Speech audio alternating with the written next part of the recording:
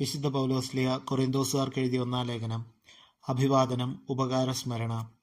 യേശുക്രിസ്തുവിന്റെ അപ്പസ്തോലനായി ദൈവഹിതാനുസരണം വിളിക്കപ്പെട്ട പൗലോസും സഹോദരൻ സൊസ്തേനോസും കൊറിന്തോസിലുള്ള ദൈവത്തിന്റെ സഭയ്ക്ക് എഴുതുന്നത്. യേശുക്രിസ്തുവിൽ വിശുദ്ധരായവർക്കും വിശുദ്ധരാകാൻ വിളിക്കപ്പെട്ടവർക്കും നമ്മുടെ കർത്താവായ യേശുക്രിസ്തുവിന്റെ നാമം എല്ലായിടത്തും വിളിച്ചപേക്ഷിക്കുന്ന എല്ലാവർക്കും നമ്മുടെ പിതാവായ ദൈവത്തിൽ നിന്നും കർത്താവായ യേശുക്രിസ്തുവിൽ നിന്നും കൃപയും സമാധാനവും. യേശുക്രിസ്തുവിൽ നിങ്ങൾക്ക് കൈവന്ന ദൈവകൃപയ്ക്ക് ഞാൻ നിങ്ങളെ പ്രതി ദൈവത്തിന് സദാ നന്ദി പറയുന്നു. എന്തുകൊണ്ടെന്നാൽ അവിടുന്ന് എല്ലാവിധത്തിലും പ്രത്യേകിച്ച് വചനത്തിലും വിജ്ഞാനത്തിലും നിങ്ങളെ സമ്പന്നരാക്കി. യേശുക്രിസ്തുവിനെ പറ്റിയുള്ള സാക്ഷ്യം നിങ്ങളിൽ ഉറപ്പിക്കപ്പെട്ടതിൻ്റെ ഫലമായി നമ്മുടെ കർത്താവായ യേശുക്രിസ്തുവിൻ്റെ വെളിപ്പാട് കാത്തിരുന്ന നിങ്ങൾക്ക് യാതൊരു ആത്മീയ ദാനത്തിൻ്റെയും കുറവില്ല. നമ്മുടെ കർത്താവായ യേശുക്രിസ്തുവിൻ്റെ ദിനത്തിൽ നിങ്ങൾ കുറ്റമല്ലാത്തവരായിരിക്കേണ്ടതിന് അവസാനം വരെ അവിടുന്ന് നിങ്ങളെ പരിപാലിക്കും. തൻ്റെ പുത്രനും നമ്മുടെ കർത്താവുമായ യേശുക്രിസ്തുവിൻ്റെ സഹവാസത്തിലേക്ക് നിങ്ങളെ വിളിച്ച ദൈവം വിശ്വസ്തനാണ്.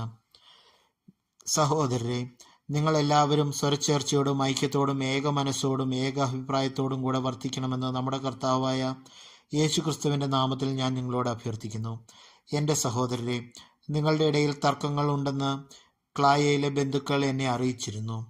ഞാൻ പൗലോസാണ്, ഞാൻ അപ്പോളോസിൻ്റേതാണ്, ഞാൻ കേപ്പായുടേതാണ്, ഞാൻ ക്രിസ്തുവിൻ്റേതാണ് എന്നിങ്ങനെ നിങ്ങൾ ഓരോരുത്തരും പറയുന്നതിനെയാണ് ഞാൻ ഉദ്ദേശിക്കുന്നത്. ക്രിസ്തു വിഭജിക്കപ്പെട്ടിരിക്കുന്നുവോ?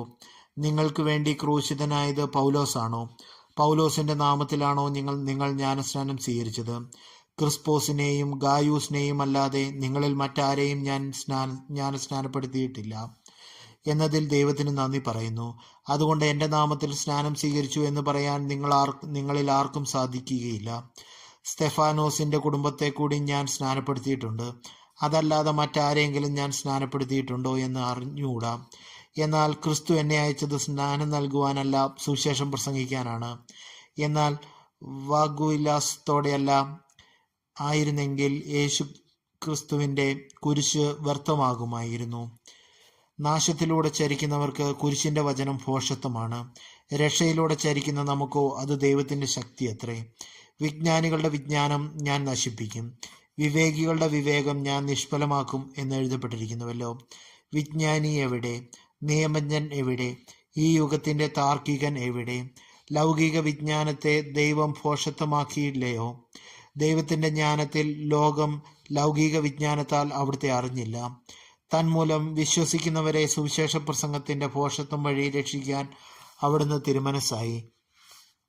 യഹൂദർ അടയാളങ്ങൾ ആവശ്യപ്പെടുന്നു, ഗ്രീക്കുകാർ വിജ്ഞാനം അന്വേഷിക്കുന്നു. ഞങ്ങളാകട്ടെ യഹൂദർക്ക് ഇടർച്ചയും വിജാതിയർക്ക് ഭോഷത്വവുമായ ക്രൂശിക്കപ്പെട്ട ക്രിസ്തുവിനെ പ്രസംഗിക്കുന്നു. വിളിക്കപ്പെട്ടവർക്ക് യഹൂദരോ ഗ്രീക്കുകാരോ ആകട്ടെ ക്രിസ്തു ദൈവത്തിൻ്റെ ശക്തിയും ദൈവത്തിൻ്റെ ജ്ഞാനവുമാണ്. എന്തെന്നാൽ ദൈവത്തിൻ്റെ ഭോഷത്വം മനുഷ്യരെക്കാൾ ജ്ഞാനമുള്ളതും ദൈവത്തിൻ്റെ ബലഹീനത മനുഷ്യരെക്കാൾ ശക്തവുമാണ്. സഹോദരരെ, നിങ്ങൾക്ക് ലഭിച്ചിരിക്കുന്ന ദൈവവിളിയെപ്പറ്റി തന്നെ ചിന്തിക്കുവിൻ. ലൗകിക മാർഗദണ്ഡമനുസരിച്ച് നിങ്ങളിൽ ബുദ്ധിമാന്മാർ അധികമില്ല, ശക്തരും കുലീനരും അധികമില്ല.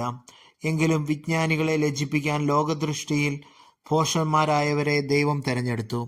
ശക്തമായവയെ ലജ്ജിപ്പിക്കാൻ ലോകദൃഷ്ടിയിൽ അശക്തമായവയെയും നിലവിലുള്ളവയെ നശിപ്പിക്കുവാൻ വേണ്ടി ലോകദൃഷ്ടിയ നിസ്കാരങ്ങളായവയെയും അവഗണിക്കപ്പെട്ടവയെയും ഇല്ലായ്മയെ തന്നെയും ദൈവം തെരഞ്ഞെടുത്തു. ദൈവസന്നിധിയിൽ ആരും അഹങ്കരിക്കാതിരിക്കാനാണ് അവിടുന്ന് ഇങ്ങനെ ചെയ്തത്. യേശു ക്രിസ്തുവിലുള്ള നിങ്ങളുടെ ജീവിതത്തിൻ്റെ ഉറവിടം അവിടുന്നാണ്. ദൈവം അവനെ നമുക്ക് ജ്ഞാനവും നീതിയും വിശുദ്ധീകരണവും പരിത്രാണവുമാക്കിയിരിക്കുന്നു. അതുകൊണ്ട് എഴുതപ്പെട്ടിരിക്കുന്നത് പോലെ അഭിമാനിക്കുന്നവൻ കർത്താവിൽ അഭിമാനിക്കട്ടെ.